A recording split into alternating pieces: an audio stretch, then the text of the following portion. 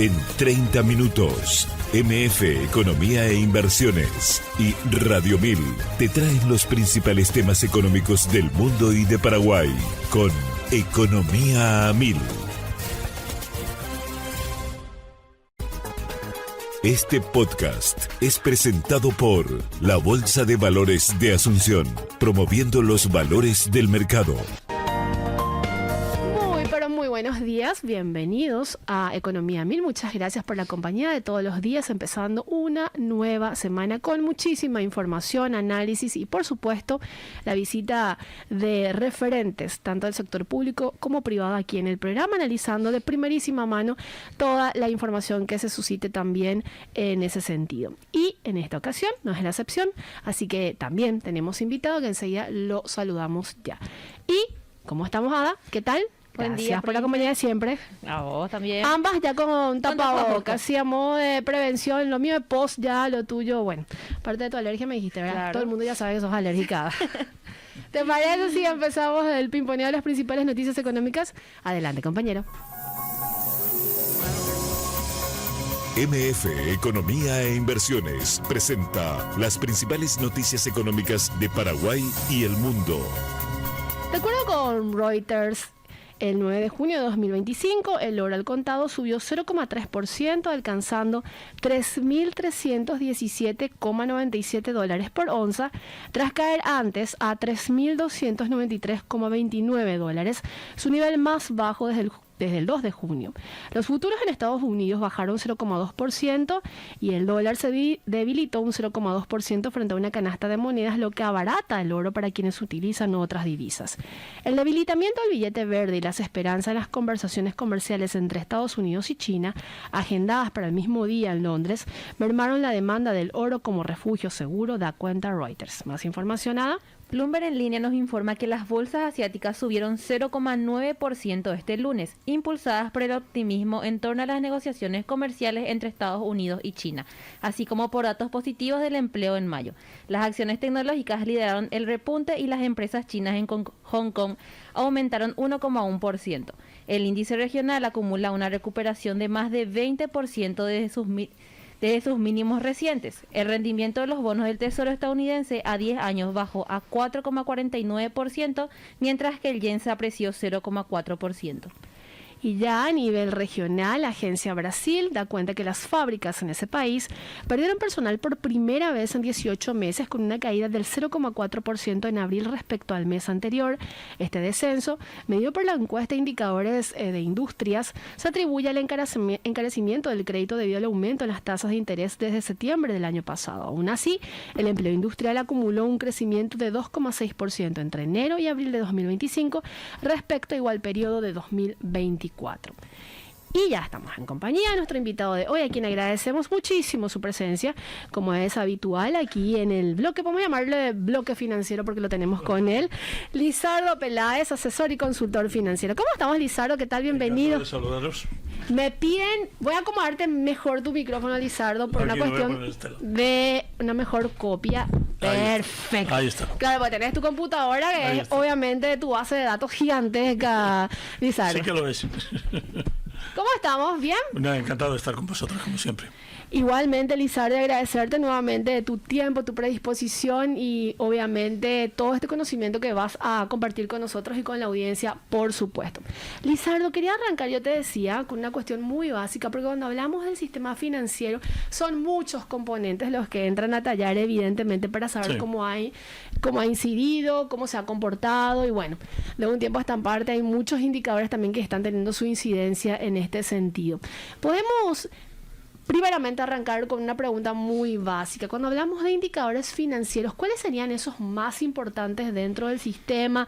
Y si hablamos puntualmente de Paraguay, Lizardo. Bueno, concretamente, hay una serie de datos que son fundamentales en la evolución de los bancos y son datos que, lógicamente, hay que estar constatando con la periodicidad con la que se publican.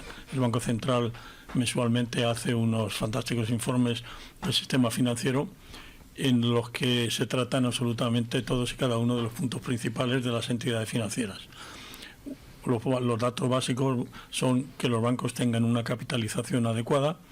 Esos datos están absolutamente digamos, establecidos por el Banco Central. Actualmente los ratios son el ratio de caja es del 8% y el ratio de capital para operaciones de préstamos es del 12%, pero los ratios del sistema están bastante por encima de esos. En promedio están entre el 12 y el 13 del ratio 1 y en el ratio 2 están a niveles del 17. Con lo cual el sistema financiero, desde el punto de vista de capitalización, está muy solvente y tiene capacidad de crecimiento. No todos los bancos tienen las mismas características ni los mismos volúmenes, claro, porque naturalmente depende de cada uno, de su propia expansión, de su propia capitalización y de las políticas que cada entidad tenga en sus diseños operativos de inversión y captación de depósitos. Otro dato muy importante también es evaluar la evolución de los bancos desde el punto de vista de su crecimiento de depósitos. Los depósitos, como podéis imaginar, es el factor fundamental donde los bancos tienen que generar la captación de pasivos, dinero de los clientes, para poder con esos fondos aplicarlos a la política de créditos que la institución, digamos, decida formalizar comercialmente hablando. La captación de pasivos naturalmente depende de varios factores.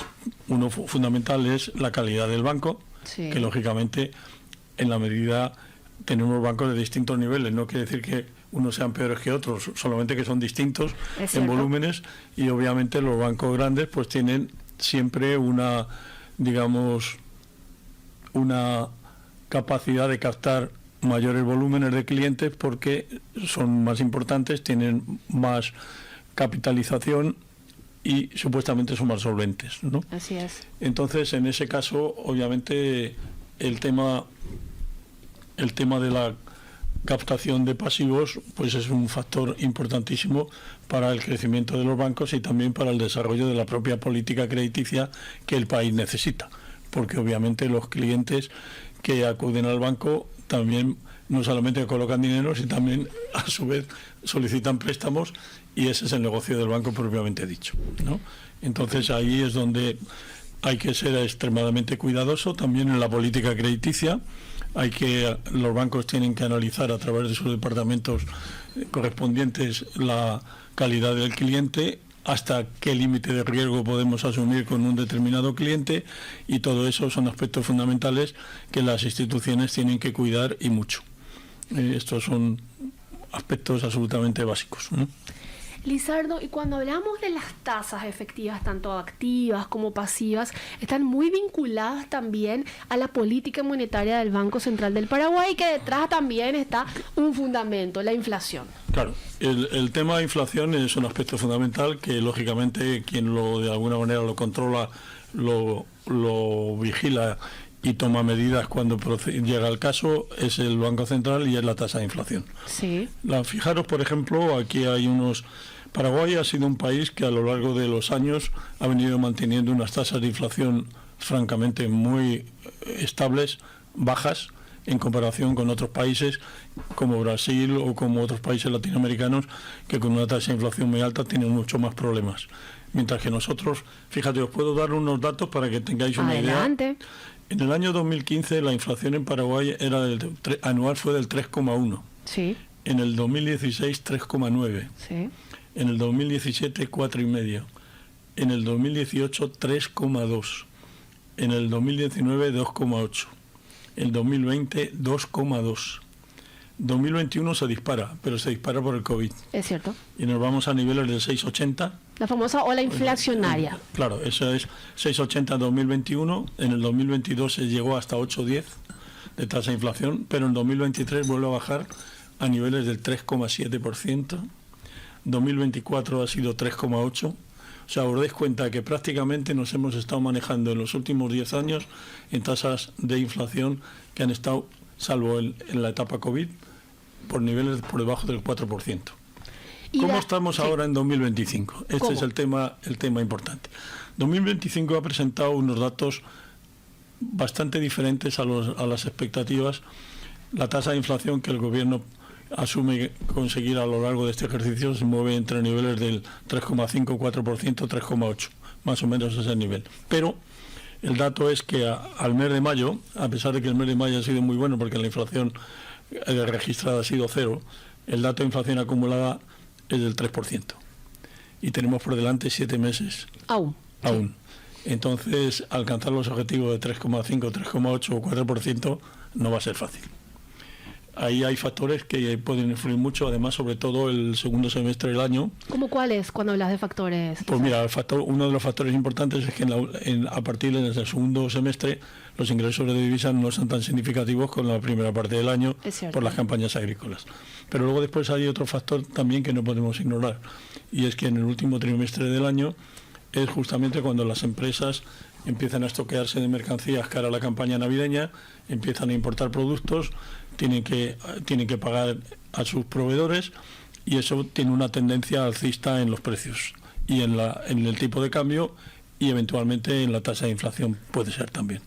Claro, como una etapa, vamos a decirle, estacional que se da cada año. Es que se da cada año, o sea, es decir, no es que es este año en particular. Así Lo que mismo. pasa que este año estamos partiendo de una tasa promedio al mes de mayo más alta de la que hemos tenido en otros años. Con lo cual el objetivo, el Banco Central lógicamente va a hacer todo lo posible por sostenerlo, y habrá que ver cómo evoluciona. Y más Sí. aún con el reajuste que hicieron de su meta de inflación, Lizardo, de Claro. 3,5, de 4 a 3,5. Claro, ¿verdad? pero ¿Verdad? es que justamente 3,5 cuando al mes de mayo tenemos Sí. 3% acumulado no va a ser fácil. Claro. Entonces es un factor, y sobre todo teniendo en cuenta, como digo, que la segunda parte del año y sobre todo el último trimestre tiene una tendencia inflacionista históricamente hablando. Claro. Entonces habrá que ver. ¿Y qué herramientas utiliza o va utilizando el Banco Central, Lizardo? Eso tiene que ser, o sea, automáticamente en un momento determinado, con una tasa de inflación que pueda ser más alta, eventualmente tendría que considerar su tipo de interés. Cuya tasa de política monetaria está en 6% hace 6%, varios meses. Está desde febrero. Mira, aquí tengo el dato, te lo Sí. puedo decir exactamente. Compartamos con la audiencia. Sí. Y porque esta herramienta también es importante, ¿verdad? No, ¿Cómo es incide? Vamos a decir? absolutamente fundamental. Sí. Y eso lo ha manejado bien el Banco Central. Mira, justamente el 6% bajó el 24 de marzo del 2024, bajaba al 6%, y nos hemos mantenido en esa tasa hasta ahora. Ahora, ¿qué puede pasar? Uno de los factores que han estado motivando también, digamos, esa estabilidad en la tasa, Sí. era que también a su vez las tasas de interés internacionales no se estaban moviendo mucho, y que había una expectativa. El señor presidente de los Estados Unidos ha estado pidiéndole a la Reserva Federal que baje las tasas de interés, y la Reserva Federal no ha aceptado bajar las tasas. En un momento determinado, hoy se estaba hablando que probablemente a lo largo de los últimos meses del año, entre septiembre, octubre y noviembre, pudiera haber algunas bajas de 0,25 en la tasa americana, que de alguna forma podría ayudar. Pero si las tasas americanas no bajan, en algún momento a lo mejor aquí tendría que considerar subir la tasa de política monetaria por lo menos medio punto. Porque también, ¿qué es lo que está pasando? Si nosotros tenemos actualmente una tasa de interés de referencia del guaraní del 6%, se captan depósitos por los bancos 6,5, 7% de clientes, y en dólares se colocan dólares al 5, 5,5, aunque la tasa de rentabilidad de los dólares es algo inferior a la de los guaraníes, lo que sucede a su vez es que el dólar ha subido de 7.200, que estaba a primeros del año pasado, a 7.900. ¿Es cierto? Y la gente ha ganado en diferencia de cambio más Sí. que la diferencia de tasa de interés. Que se ve ¿Entiendes? y se va a reflejar también en los datos que vamos a compartir en el siguiente bloque, Claro, Lizardo, es ¿verdad? que justamente eso es lo que quiero ahora mostraros, es la evolución de los pasivos en el sistema. Y vamos a hacer también primero una evolución de cómo ha evolucionado el sistema financiero de abril del año pasado a abril de este año, para que veamos el crecimiento y cómo se han ido evolucionando las cosas. Creo que es un dato interesante también. Decías de mayo, Lizardo. No, en mayo me he equivocado, perdón, es abril. Abril. Porque los datos últimamente publicados por el Banco Central son del mes de abril. Y presentan de alguna manera de forma rezagada, porque obviamente tienes un procesamiento de datos Claro, y demás, y obviamente. cierre de O sea, los información. datos, mira, normalmente los datos de mayo, por ejemplo, se Sí. publicarán aproximadamente entre el 20 y el 28 de junio. Es cierto. O sea, hay un proceso de unos 25 o 30 días para poder, digamos, actualizar toda la información que va muy, muy grande. Lizardo, antes de irnos al corte y de ya empezar a compartir con la audiencia los datos muy ricos que nos vas a presentar, ¿cuál es tu posición o tu opinión con respecto a la tasa de política monetaria? ¿Este 6% ya debe de alguna manera empezar a cambiar o hay que esperar aún qué es lo que se decide quizás en parte de la Reserva Federal? Yo he sido, particularmente yo era propenso a haber subido la tasa de interés en guaraníes antes. ¿En cuánto aproximadamente? ¿O eso? 0,5%. 0,5%. Inicialmente hubiera subido 0,5%. No se ha hecho, el central ha tenido su propia política y obviamente hay que acomodarse a lo que marcan las autoridades monetarias.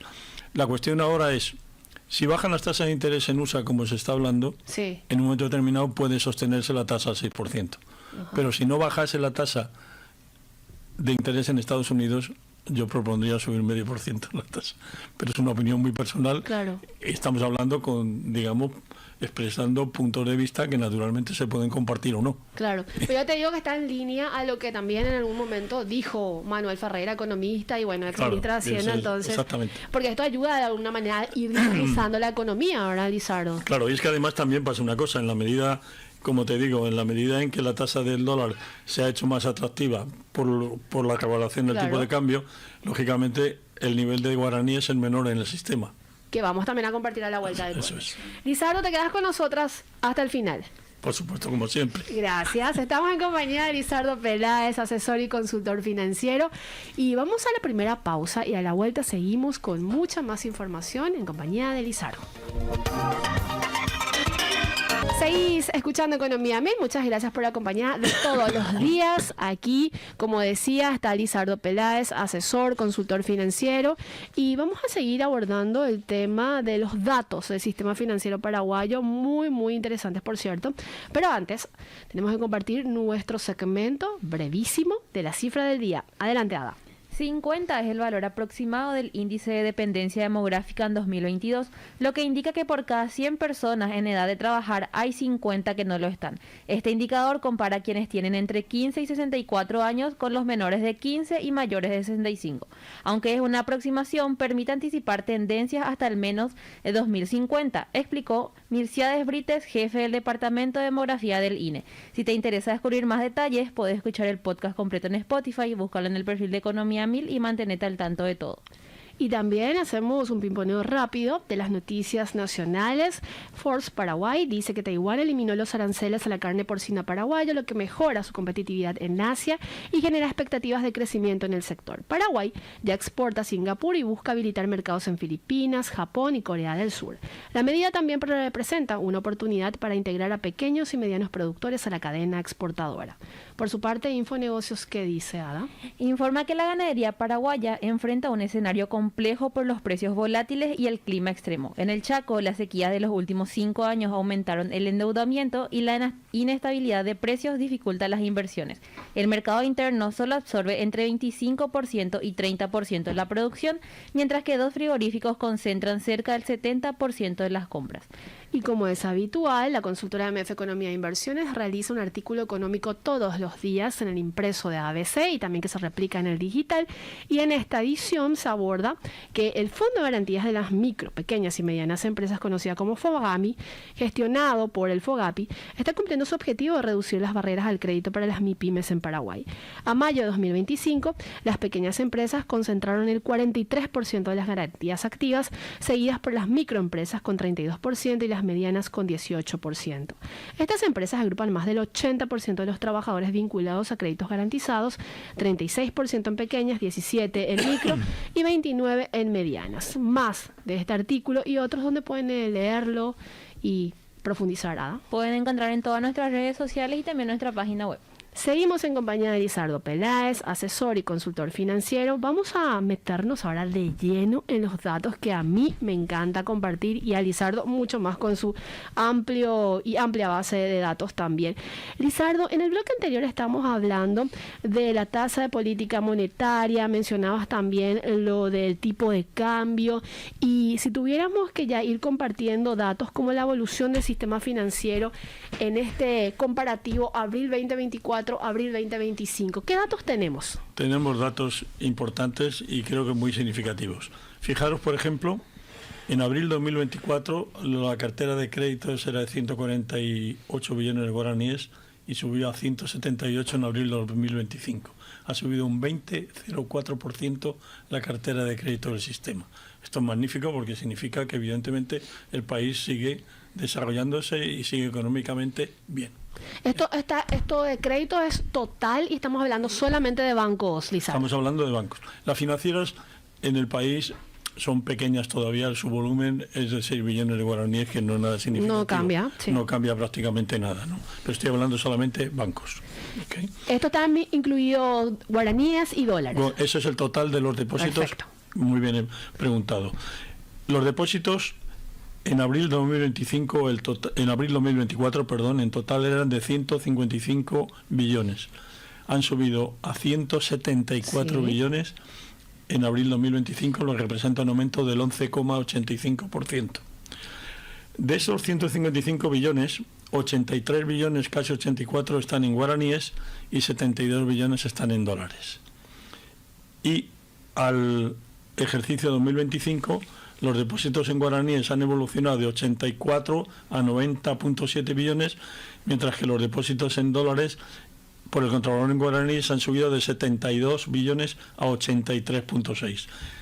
Sacado el contravalor en dólares para que sea más fácil de entender, en abril 2024 los depósitos totales del sistema en dólares eran de 9.600 millones. Y a abril 2025 han subido a 10.454. Han subido un 8,85% los depósitos en dólares. Una cantidad muy significativa, más que la de guaraníes, que solo subieron un 8,12. Que básicamente es marginal, y más si estamos hablando de una economía que se mueve en guaraníes, Lizardo, pero cuyo dólar ha sido importante. Pero realmente, claro, como este país es uno de los pocos en América Latina donde existe la posibilidad para los titulares de tener cuentas en dólares y guaraníes, pues evidentemente esto hace que los movimientos fluctúen por volúmenes en función de las tendencias y de lo que la gente como digamos depositante quiere decidir hacer. Claro, y que el comportamiento del dólar al alza obviamente ha sido importante. A lo largo del año 2024 el comportamiento alcista del dólar ha sido muy significativo y por tanto aquellos depositantes en guaraníes que convirtieron a dólares y colocaron dólares en depósito han hecho un negocio buenísimo. ¿Cuánto aproximadamente ha representado? Tomada nota. Pues tiene muchísimos dólares y está también en ese negocio, Lizardo. ¿Cuánto aproximadamente ha representado? Mira, realmente el dólar estaba a niveles de 7.300 prácticamente y ha subido hasta niveles de 7.950 en el año 2024, que ha sido una subida muy significativa. El año 2025 casi no ha tenido movimiento, pero todo el año 2024 la subida ha sido muy importante. Y entonces si a eso le añades, es prácticamente a una subida de casi un 8 o un 9%. Si a eso le añades la tasa de interés que generas por los dólares, has hecho un negocio Totalmente. Lizardo, buenísimo. Pese a la intervención del Banco Central, ¿verdad? Porque también es que la intervención del Banco Central ha sido significativa en el 2024 y en el 2025 también. Luego, si os parece, os digo los volúmenes porque es un dato que creo que también es muy significativo y el Banco Central ha estado actuando de una manera absolutamente coherente. Hablamos de los créditos y de los depósitos. En materia de créditos, ¿hay una discriminación también en moneda nacional y extranjera, Lizardo? Sí, por supuesto. O sea, es decir, la clientela, hay clientes que trabajan tomando créditos en dólares y clientes que toman guaraníes. Pero eso ya es la tendencia según el tipo de negocio que cada empresa tiene. O hay empresas que tienen las dos actividades, pero eso ya es totalmente potestativo de la empresa y en su función operativa. ¿Okay? Otros datos que podemos ir compartiendo. Mira, cuenta de resultados. Fíjate, por ejemplo... ¿A qué se refiere con cuentas de resultados? Cuenta de resultados es el beneficio generado por el sistema financiero en el ejercicio 2024. Fue de 1.643.000 millones de guaraníes eso era el resultado generado hasta abril 2024. Sí. Repito, de enero a abril era 1.6 billones de guaraníes y a abril 2025 1.9. O sea, han aumentado los resultados un 17,52% en el primer cuatrimestre del año. Eso es muy importante. Muy importante, significa que el sistema está solvente, que tiene genera resultados positivos, que tiene un nivel de morosidad bajo, como vais a ver ahora. Okay. Fijaros que la morosidad del sistema en abril 2024 era del 3,17% y al 30 de abril 2025 2,48%. Se redujo. 3,17 a 2,48. Ha bajado un 21% el nivel de morosidad. ¿Hay lo cual un nivel, como decirlo, óptimo o manejable de morosidad aquí en Paraguay, Lizardo? No, es que se está manejando muy bien. El nivel de morosidad está en unos niveles que ya quisieran muchos países tener. No, por supuesto. ¿Y esto es parte de la política del banco mismo o también de las facilidades quizás que da el Banco Central de Paraguay? Esto es un compuesto de muchas cosas, Sí. pero fundamentalmente es un análisis crediticio apropiado con los clientes, Claro. y darle a cada uno lo que corresponde a su capacidad y a sus posibilidades de repago. ¿Tenés, Sí. por si acaso, Lizardo, discriminado el nivel de morosidad por sectores económicos? Claro, es decir, los bancos trabajan con los diferentes sectores económicos, y hay sectores económicos que han evolucionado más positivamente que otros, y lógicamente en ese caso los bancos también tienen que ser prudentes en aquellas líneas de negocio que están en baja, Sí. en un momento determinado, de no crecer demasiado en el sector, porque puede generar una morosidad inesperada. Totalmente. Entonces todo eso, tú lo has comentado anteriormente, había un sector como era el ganadero que ha tenido problemas en un momento determinado. Pues también depende, cada banco tiene que analizar cuidadosamente a qué clientes está dispuesto a prestar y hasta qué volúmenes, en función de una tendencia que muchas veces no es la propia empresa, sino es el contexto climático o una serie de factores que han influido mucho negativamente en el sector ganadero, ¿no? Como en el agrícola. Y que en ese contexto el Banco Central del Paraguay había emitido medidas de flexibilidad que de alguna manera también mitiga, ¿verdad? Han mitigado muchísimo. Ahora lo voy a explicar en los temas COVID.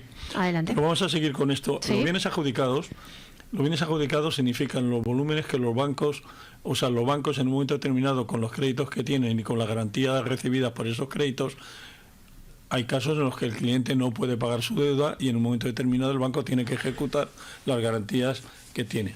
Los bienes adjudicados son precisamente el producto de los impagos de deudas de clientes, y los bancos esos bienes adjudicados los reciben en pago de la deuda, y lo que pasa es que los bancos en ese momento, cuando reciben un bien adjudicado, luego tienen que venderlo a su vez. Que no es un negocio, como siempre Que no es decimos un aquí. negocio, y a veces lo pueden vender con un beneficio, muchos casos con pérdida, o tardan tiempo en poder venderlo porque la coyuntura del mercado a lo mejor no es lo suficientemente demandante de ese tipo de bienes, y tienes que quedártelo en la cartera durante un tiempo. Pero Lizardo, generalmente son inmuebles, propiedades, ¿qué son? No, es que hay de todo.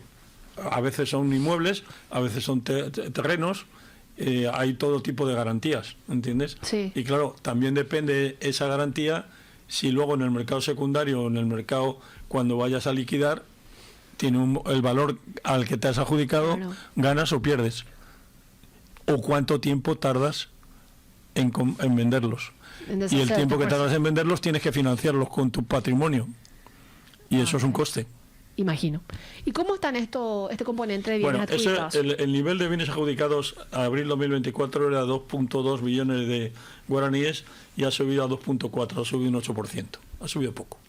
Realmente no es una cifra muy significativa. Las provisiones que tienen los bancos hechas sobre esto son aproximadamente, el año pasado de 2,2 tenía 718.000 millones de provisiones, y han bajado un poco las provisiones en este año, están de 2,4 a 660.000 millones. Pero son cifras que prácticamente cubren en promedio un 25 o un 30% de los bienes adjudicados, y supone también esa cobertura que tienes en previsiones que pueda tener una minusvalía cuando vayas a vender, y al tener esas provisiones cubres esa minusvalía con las previsiones que has hecho. ¿Estas provisiones se determina o es determinada por el Banco Central de Paraguay? Hay ¿o una cómo serie, es? el Banco Central del Paraguay obviamente controla el nivel de previsiones, y lógicamente si hubiera alguna entidad que tiene mucha cartera de bienes adjudicados y tiene pocas provisiones, puede sugerirle que mejore ese nivel de cobertura de previsiones. Eso ya es política, digamos, de los análisis que el Banco Central hace del sistema financiero, y esos son digamos, acuerdos bilaterales entre el banco y la entidad en concreto. ¿Las provisiones se hacen por los bienes adjudicados o por los créditos otorgados, Lizardo? o ¿O sea, una es combinación de...? Las previsiones las haces por los bienes adjudicados, Ok. que son en definitiva créditos que se han convertido en bienes adjudicados. Es lo mismo. Exacto. ¿Eh? Perfecto. Bueno, y luego hay un aspecto muy importante, la capitalización, te decía, del sistema. El nivel 1, que es un 8% del mínimo obligatorio, está en un 12,65, abril del 2025. Y el nivel 2, que es un 12 mínimo, está en un 17,15. Con lo cual, el sistema está altamente solvente en capitalización. Lo cual es un dato muy importante también. Aquí no hay discriminación por moneda nacional ni extranjera, No, Lizardo. el capital está todo en guaraníes. Clarísimo. Por más que un banco sea como una suerte de... Puede ser internacional. un banco extranjero, Citibank, por Sí, decir algo. pero tiene que estar el guaranizado. capital está guaranizado, el capital. Ahí no hay como una... no sé, como una pérdida cambiaria de repente o no, Lizardo. Bueno, eso ¿Cómo se tiene que manejan los compensar con bancos? el negocio propiamente dicho. En un momento determinado tú puedes haber convertido, el día que creaste un banco, puedes haber convertido el capital que trajiste del exterior a guaraníes a un precio bajo, Ajá. pero luego con el negocio que vas generando puedes compensarlo, ¿o no? Claro. Clarísimo, Lizardo. ¿Qué Bueno, otros datos luego tenemos? hay un dato muy importante que son las medidas COVID. Cuando vino la crisis en 2022-2023, el Banco Central, afortunadamente, y muy bien hecho, estableció unas normativas con las que los bancos pudieron dar a los clientes facilidades crediticias amplias, darles más plazo para pagar sus deudas sin tocar su calificación, sin, digamos, un momento determinado una compañía estaba en problemas, pero no le bajaron la calificación y de alguna forma eso permitió que se oxigenasen las empresas. Por supuesto. Fijaros que en plena medidas COVID había más de 10 billones de guaraníes de préstamos en medidas COVID que los bancos, digamos, tuvieron que renovar, que tuvieron que dar a los clientes margen, etcétera. En este momento, abril 2025, de los 10 billones y pico que había en la plena crisis COVID, ha bajado 1,3. Es casi nada ya Casi ahora. nada ya. O sea, es decir, eso significa que las normas en su momento fueron absolutamente precisas, concretas y oportunas, y que luego después el comportamiento de los deudores ha sido muy positivo. Porque si no hubiera existido estas medidas COVID, Hubiera el sido, impacto hubiera sido significativo. el impacto hubiera sido muy negativo. Pero eso en tiempo y forma y en el momento justo fue una gran ayuda, y quiero señalar esto porque me parece un dato muy importante. No, por supuesto. Para dar, digamos, más estabilidad todavía a la evolución del sistema financiero, y que las medidas apropiadas en su momento fueron las adecuadas. Otros datos, Lizardo, entre ese componente podemos mencionar las famosas 3 Rs, o todavía no llegamos a ese punto. Las 3 Rs están aquí también. Sí. Las 3 Rs, ¿Qué son? Vamos a recordar. vamos a Lizardo. recordar. Sí. Las 3 Rs son operaciones renovadas, operaciones reestructuradas y operaciones refinanciadas. El volumen de las 3 Rs en este momento, en abril 2024 estaba en 22 billones y en abril 2025 está en 25 billones. Ha crecido un 14,89%. ¿Qué significa esto? Sí. Yo personalmente tengo una opinión muy personal con respecto a las 3 Rs. Para mí las 3 Rs yo las dejaría en 2 Rs. A ver, Lizardo, eso sí es nuevo. ¿Por qué y en cuál eliminarías, Lizardo? Yo las renovadas.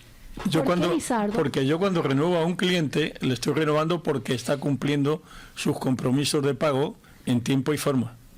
Entonces le darías como un nuevo crédito nada más. Exactamente. Mientras que una operación reestructurada significa que el cliente no me puede pagar en tiempo y forma, y al reestructurarle tengo que dar más plazo, una tasa de interés más flexible, o aplicarle una tasa de interés más baja. Tengo que dar en la reestructuración una serie de facilidades distintas para que el cliente pueda oxigenarse. Y que sí o sí te impacta dentro de tu Claro, en mi balance. estructura, ¿verdad? Y las refinanciaciones También, es exactamente el mismo caso. Yo tengo que refinanciarte a ti porque tú no me puedes pagar al vencimiento, y te tengo que dar oxígeno con plazo, con tasa y más años para pagar y amortizar tu deuda. Entonces, para mí, las reestructuradas y refinanciadas no es el componente de las renovadas. Perfecto. ¿Y eso hay casos en países o no, Lizardo? Pues la verdad es que no lo sé. Si te soy sincera, no lo sé. Yo he vivido esto y Sí. con este tema estoy siempre en pelea. El de las renovadas. Sería interesante analizarlo más a profundidad, Lizardo. Yo porque esto lo he discutido y lo he comentado en determinados niveles, pero hasta ahora no se ha modificado. Pero esto no deja de ser una opinión personal. No, claro. Y claro. obviamente, pero yo creo que en un programa como este, donde realmente lo que pretendemos es informar al público y dar una visión de las cosas, es un punto de vista. Si estoy equivocado, que me lo demuestren. Claro. Y las renovadas, vamos a decirle, Lizardo, me interesa muchísimo el punto. En ese sentido, ¿no tiene algún cambio sustancial para el banco? Porque evidentemente eso que decías, ¿verdad? El cliente, por ejemplo, ADA tuvo un buen comportamiento, pero necesita una renovación y por eso se acerca al banco. ¿No tiene una incidencia dentro de la estructura financiera del propio banco? No, porque el cliente, o sea, en las reestructuradas o refinanciadas, evidentemente los bancos también tienen que pensar en hacer previsiones para cubrir la eventualidad de que el cliente no pueda pagar. Sí. En una operación renovada yo no tengo que hacer previsiones. Interesante. No tengo que hacer previsiones porque está al día. Claro. Él llega al vencimiento, paga sus intereses, paga todo, y como ha cumplido y se ha comportado de una forma óptima, yo le renuevo, porque a mí también como prestador me interesa tener clientes buenos. Y si tú cumples tus compromisos de pago, yo estoy dispuesto a seguir dándote, digamos, financiación. No, y claro, lo que quizás el cliente haga, por ejemplo, lo que necesitas es un poco más de tiempo, nomás y extiende quizás, pero es un crédito nuevo finalmente. Porque es un crédito nuevo. No tiene ¿Y nada de qué le sirve al Banco Central tener también este dato, Lizardo? Quizá para ver de alguna manera, digamos, la rotación que tienen esos créditos.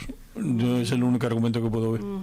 Interesante, vamos a seguir ahondando en ese tema. ¿Qué otros datos podemos compartir, Lizardo? Bueno, yo quería hablar de la intervención del Banco Central en el sistema financiero, que me parece un dato altamente significativo y que pone de manifiesto el seguimiento que el Banco Central del país hace sobre la evolución del tipo de cambio. Intervención estamos hablando de intervención significa lo siguiente, o sea, el mercado cambiario empieza a operar por la mañana y los bancos dan sus cotizaciones de compra y de venta. Perfecto. Si en un momento determinado durante una jornada el tipo de cambio tiene una oscilación al alza muy significativa o una tendencia bajista muy significativa, el Banco Central tiene la potestad de intervenir en el mercado comprando o vendiendo dólares para estabilizar el tipo de cambio y que no se degenere en unos niveles demasiado altos o demasiado bajos que, digamos, perjudiquen el entorno. Eso es la medida, eso lo hacen todos los bancos centrales del mundo. O sea, yo que he vivido esto con muchísimos años de experiencia como director en una mesa de cambios, más de 30 años en España, puedo hablar de esto con absoluta objetividad, ¿no? En este escenario, el actual, bueno, de un tiempo a esta parte, lo que el Banco Central está haciendo es comprar dólares, está tratando de sacar dólares para tratar de... No, está vendiendo dólares. Al revés, perdón. Está tratando de justamente... O sea, lo que hace el Banco Central, de alguna manera, en función de la evolución de los mercados y del día a día, el Banco Central hace un seguimiento desde que el mercado empieza hasta que cierra. Sí. Y él puede intervenir, tiene la potestad de intervenir en el mercado a las 9, a las 10, a las 11, a las 12, a la hora que él considera que es el momento oportuno de hacerlo.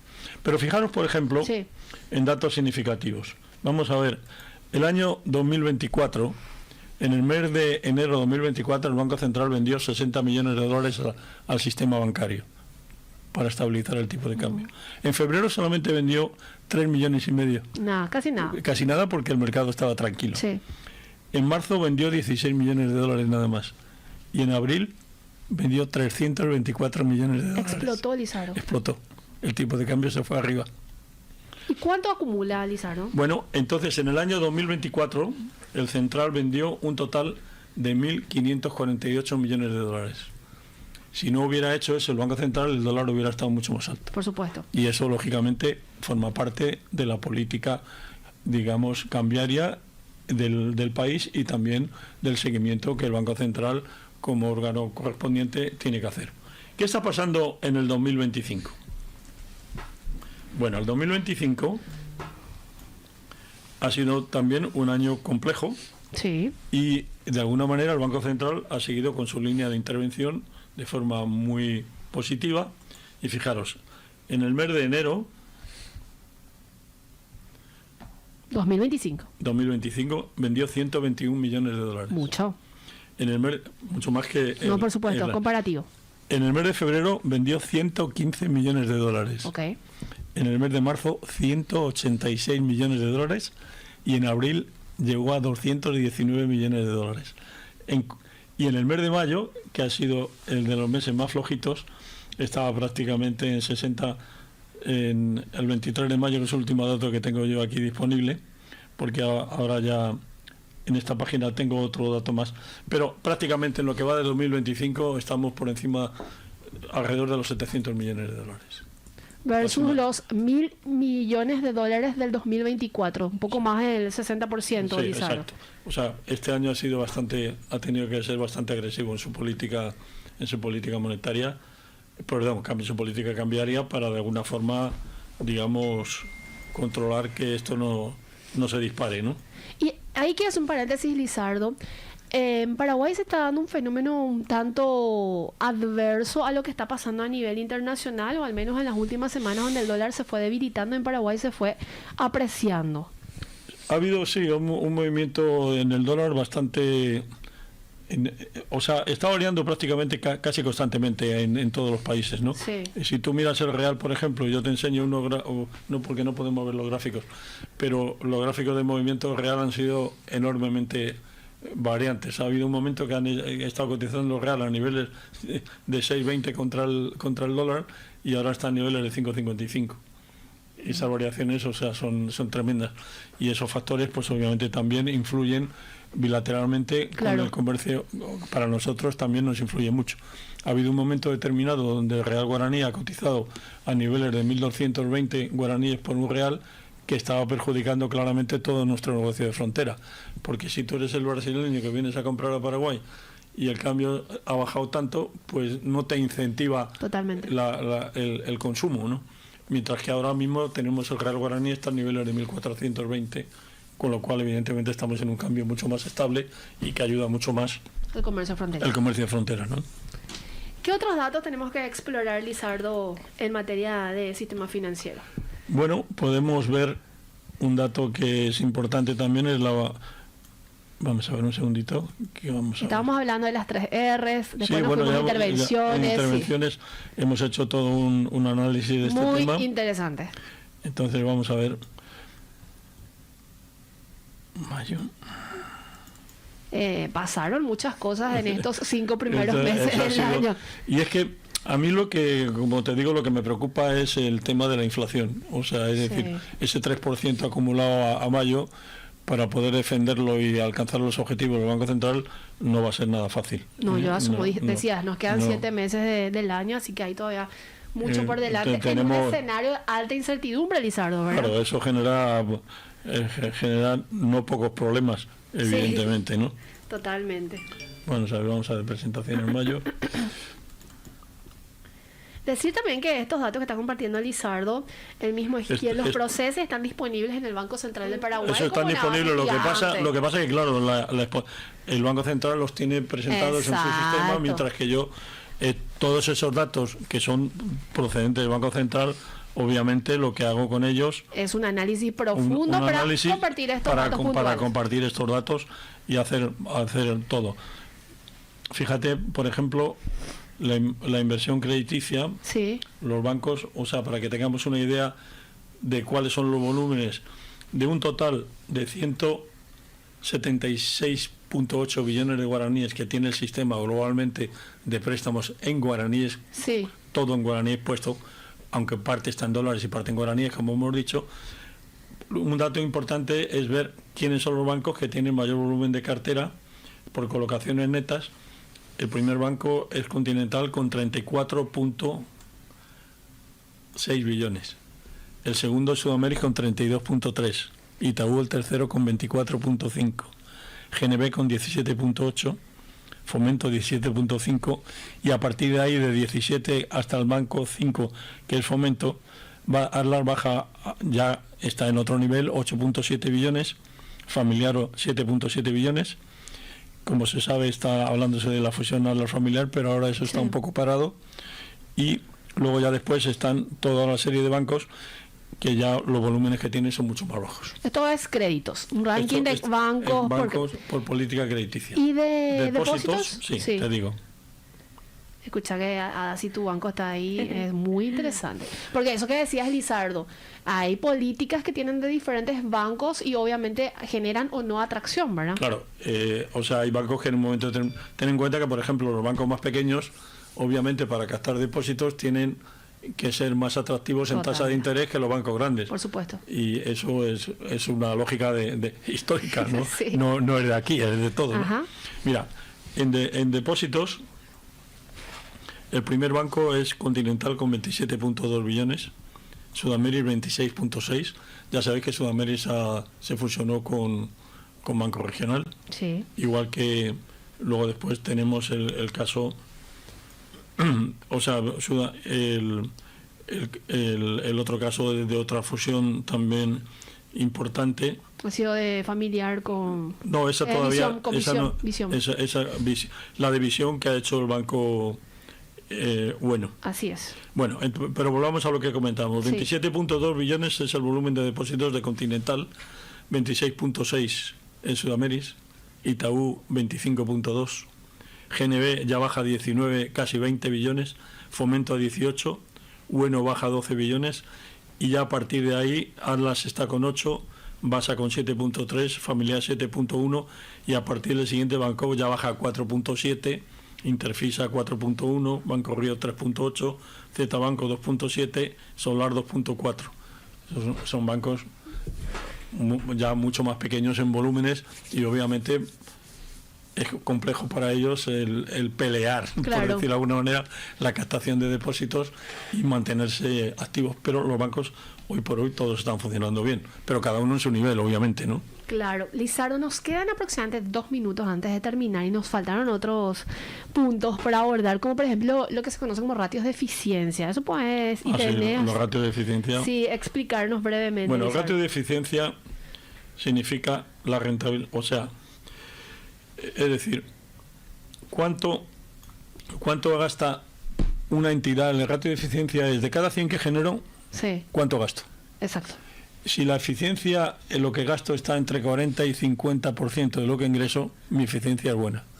Si mi ratio de eficiencia está por encima de 50 hasta 55, está dentro de lo posible. Pero si ya empieza a subir por encima de 55 hacia arriba, mi ratio de eficiencia necesita acomodarse. ¿Cómo se tiene que acomodar? O genero más negocios para generar más ingresos, o eventualmente tengo unos costes de estructura muy pesados, o tengo una plantilla muy cara, tengo unos costes de financiación más altos que otros bancos porque gasto el pasivo más caro. Sí. De alguna manera la eficiencia es un dato fundamental. Así es. El sistema actualmente, con los datos al mes de abril, los datos de eficiencia de los bancos importantes eran muy buenos. Fomento estaba con un dato de eficiencia del 37,26. Es muy buenísimo. bajo, Lizardo, Muy bajo, digo. porque sí. ellos tienen muchos pasivos baratos y de alguna manera también eso les permite, digamos, Muy interesante. Continental tiene un 39,52. También. Muy bueno. Sí. Solar, uno de los bancos pequeñitos, todavía tiene una estructura muy cómoda porque venía de su época de financiera, pero evidentemente tendría acomodada una estructura propia adecuada. Claro. Tenía un 40,29. Itaú tiene un 42%. También muy bueno. GNB 43, Familiar 44. Fíjate que estamos hablando de que Atlas 44,88, Sudamérica 44,98, Citibank 46,83. Hasta ahí todos esos bancos por debajo de 50, que son prácticamente casi 10 bancos, están muy bien. Luego después, a partir de ahí ya empiezan a subir a 53, Zbanco, Bueno 55, Bancoop 55,8, Basa va a 60, Banco Río 64, Brasil 74, Interfisa 75 y Nación Argentina 129. Están perdidas. Eso sí me llama la atención, Lizardo.